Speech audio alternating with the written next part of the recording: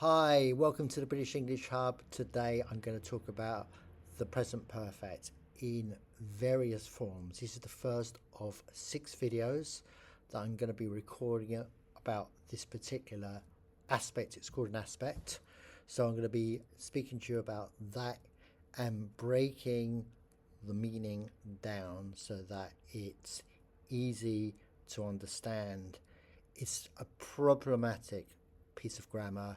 There are many rules and it can be confusing to students. Students have often asked me, how does the present perfect work? And there are so many forms that it can be very overwhelming for most students at all levels, not only in the sort of beginner elementary levels, but for C1, C2 students as well. So it's not uncommon for them to experience problems with the present perfect form.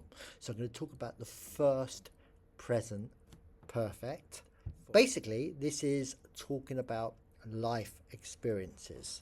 Basically, the magic have you ever.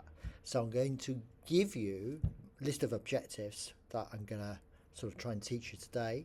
So going to be able to ask about experience, answer using positive and negative sentences, use ever and never correctly. That's a big thing about present perfect in this particular form, and have a natural conversation in English using this particular aspect. And remember, it's called an aspect. It's not actually a tense, it's an aspect. That's the correct grammatical or linguistic term for it. Okay, here is a timeline.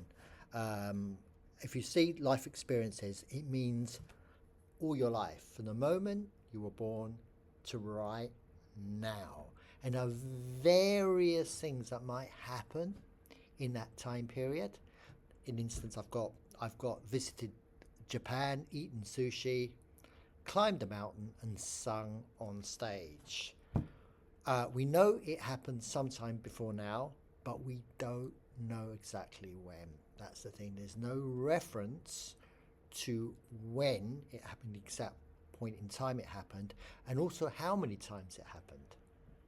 These are the two factors you've got to bear in mind. Okay, so we're going to be looking at that in some detail. So here we are. This is a very important fact about the present perfect. It's the use of the past participle, which is known as the third form.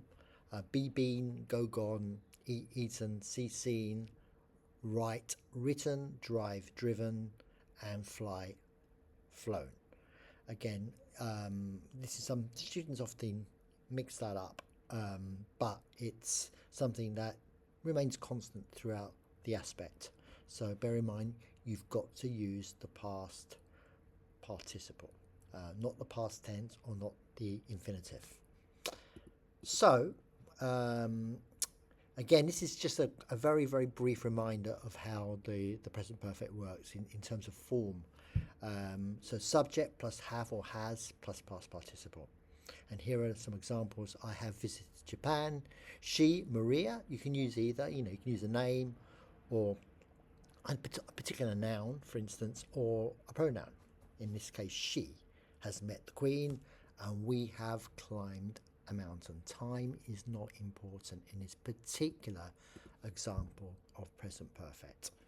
So here we go. Now, don't forget, we're referring to one point in our lives. So we've got this time span of our entire life right into this moment. So I have travelled abroad. You can say I've travelled abroad. That's more natural because we tend to contract when we speak, especially informally. She has visited Paris. John and Frank have eaten sushi, or you can use they have eaten sushi. And again, we don't know when this happened. We don't know how many times this has happened. We just know it's happened at least once. That's the main thing. Now we've got negatives. Again, the same principle with negatives. Here we go. Here's some examples. I haven't driven a Ferrari, but the inference is that you might well do so in the future. That's when we use it in a negative form. It's a potential of actually achieving this goal, doing this at some point in the future. Whether it be in the near future or distant future, we don't know. Everything is a little bit vague. So I haven't driven a Ferrari. He hasn't seen snow, but maybe one day he will. And we haven't flown first class, but maybe in the future we will. And that's how it works in the negative. We also have questions in the present perfect in this particular instance when we talk about something that happens over the course of your life at any point, and it doesn't matter how many times it's happened. So have you ever flown in a helicopter? You can also say, have you flown in a helicopter?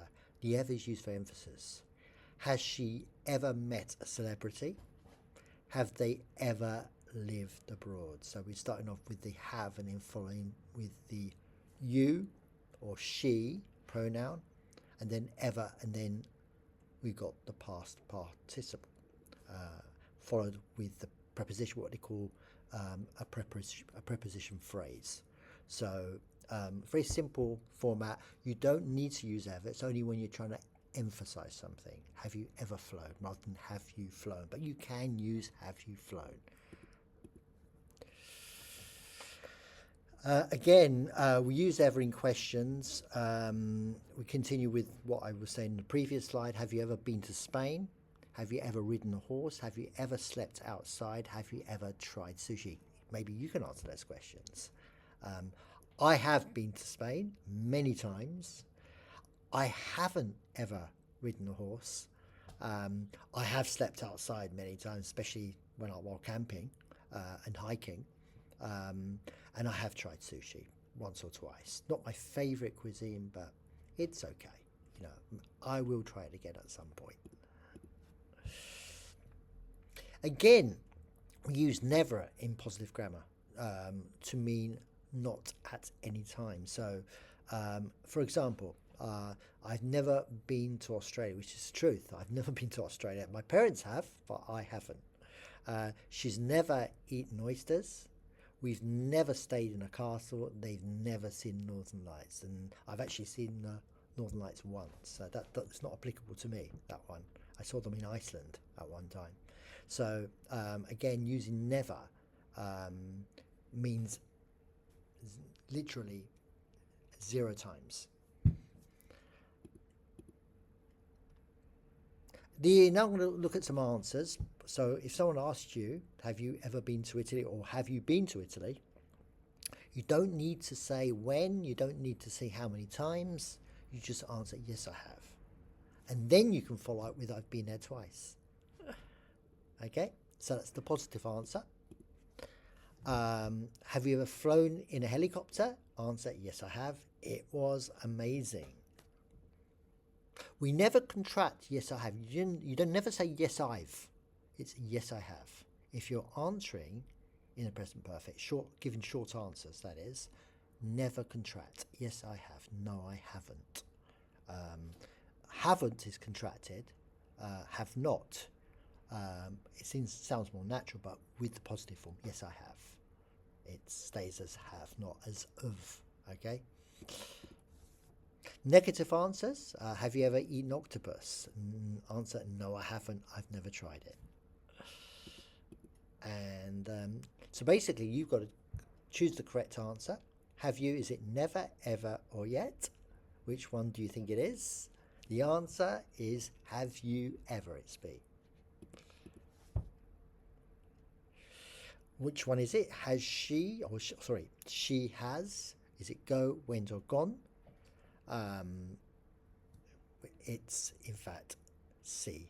She has gone to Japan. Thank you very much for watching. I hope you enjoyed that. Please smash a like. Please subscribe to the channel. We need your support, and please write a comment if need be. We take on board your feedback and it helps us improve our content in the future. Thank you so much for watching. Until next time, tune in to the next video on present perfect. I'm going to be talking about a different type of present perfect, a different meaning. Looking forward to seeing you then. Take care. Bye bye. Ciao.